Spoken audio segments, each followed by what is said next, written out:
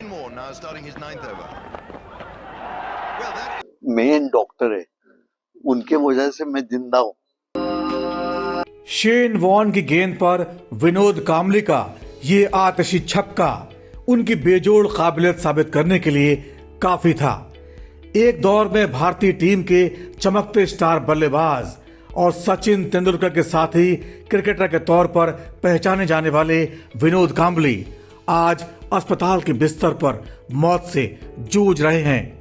52 साल के इस पूर्व भारतीय क्रिकेटर विनोद कांबली के अस्पताल में भर्ती होने की खबर ने सभी को चौंका दिया था।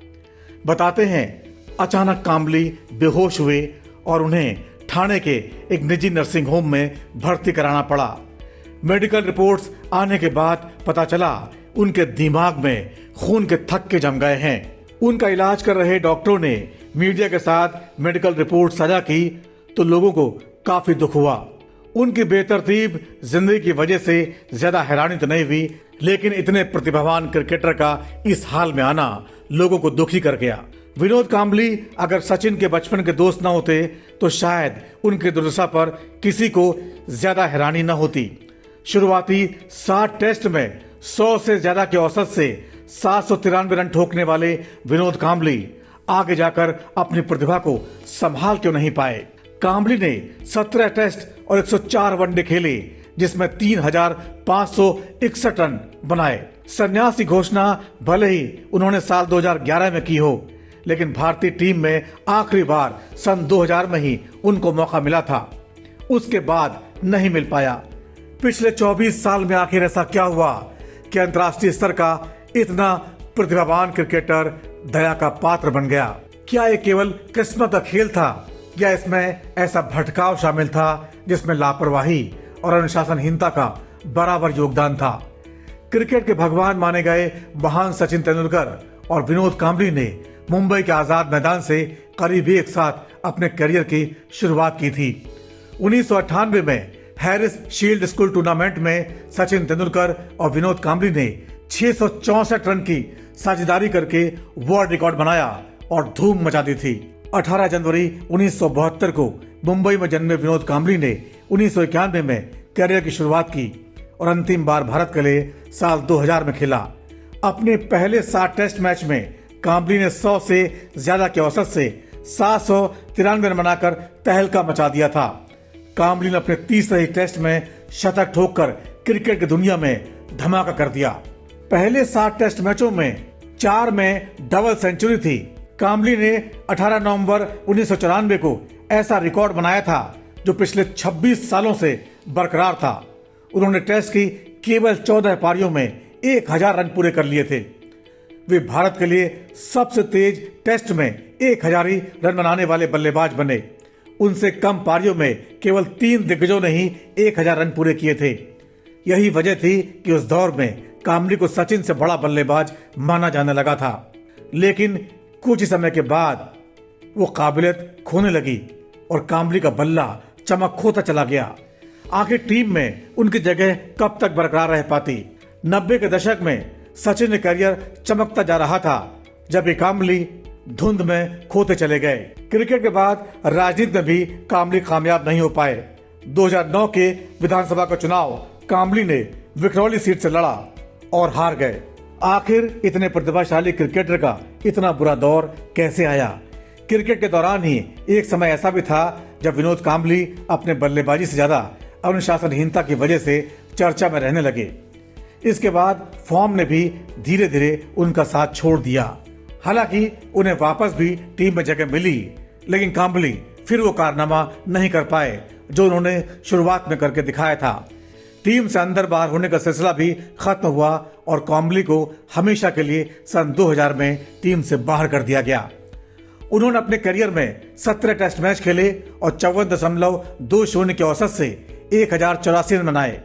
वो भारत के लिए 104 वनडे मैच भी खेले और 32.59 के औसत से 2477 रन बनाए, जिसमें 2 शतक और 14 अर्धशतक शामिल रहे। क्रिकेट से दूर होने के बाद कांबली को जीवन यापन करने के लिए काफी संघर्ष करना पड़ा। मुंबई में अपना घर और रेंज रोवर कार होने के बावजूद इस क्रिकेटर की हालत बीच में काफी तंग हो गई, जिसके बाद उन्होंने जॉब के लिए सार्वजनिक गुहार लगाई। मिड डे को दिए इंटरव्यू में काम्बली ने कहा था उन्हें क्रिकेट से जुड़े किसी काम की तलाश है। वे मुंबई क्रिकेट संघ से अपने घर के पास क्रिकेट से जुड़ा कोई काम मांग रहे थे। 2019 में मुंबई T20 लीग में वे कोच का काम कर रहे थे, लेकिन कोविड की वजह से ये काम भी खत्म करना पड़ा।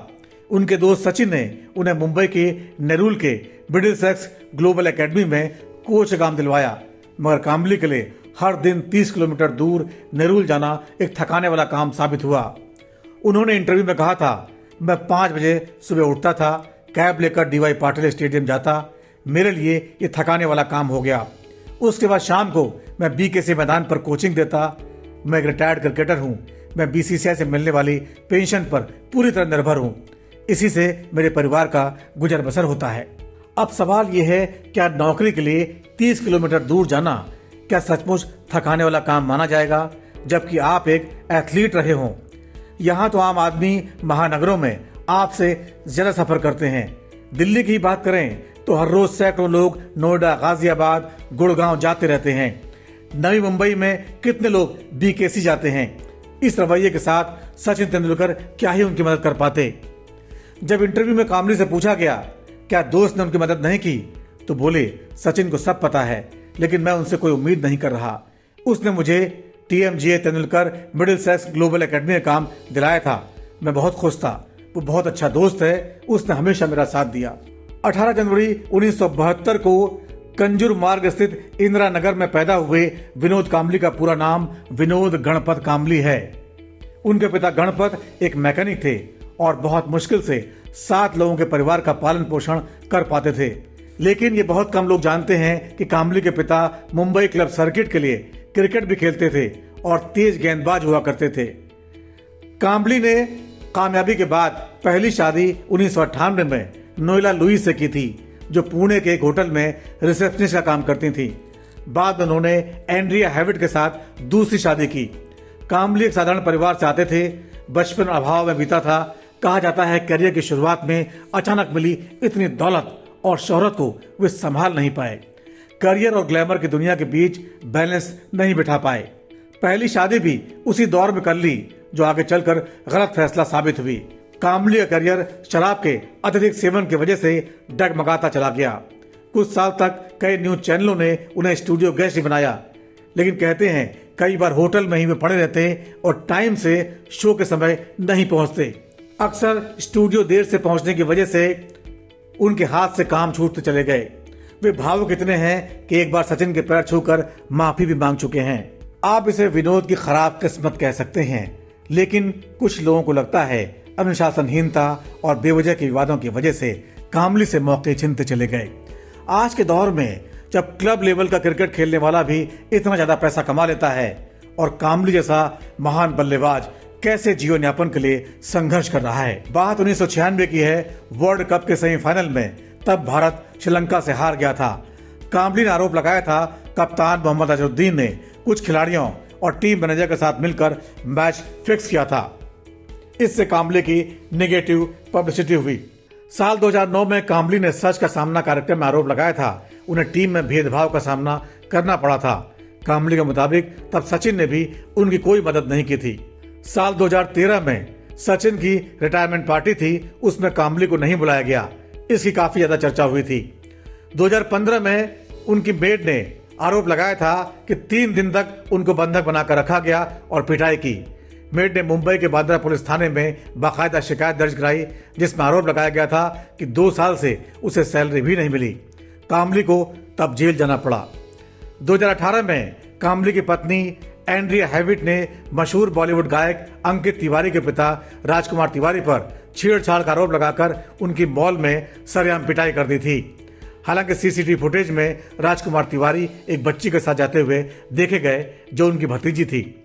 उस बच्ची ने काम्बली की पत्नी को खेल खेल में चपत लगा दी थी, जिसकी वजह से यह हंगामा खड़ा हुआ। साल 2018 में ही बांद्रा पुलिस ने शराब पीकर अपनी गाड़ी से दूसरी गाड़ी में टक्कर मारने के आरोप में काम्बली को गिरफ्तार किया। उन्होंने भारतीय महिला क्रिकेट टीम के कोच रमेश पवार की पत्नी की कार ठोक दी थी। तो ये कुछ ऐसे उदाहरण हैं जो बताते हैं कि प्रतिभावान काम्बली के जीवन में कितना उतार चढ़ाव रहा, लेकिन इसके लिए जिम्मेदार कौन है? उनका अनुशासनहीनता करना, बेवजह के वादों में पड़ना, शराबखोरी करना और अपनी लय को बरकरार न रख पाना। कामली का जीवन आज के युवाओं के लिए एक सबक की तरह है कि आखिरकार अगर शुरुआती सफलता मिली है तो उसको बरकरार रखना भी जरूरी है।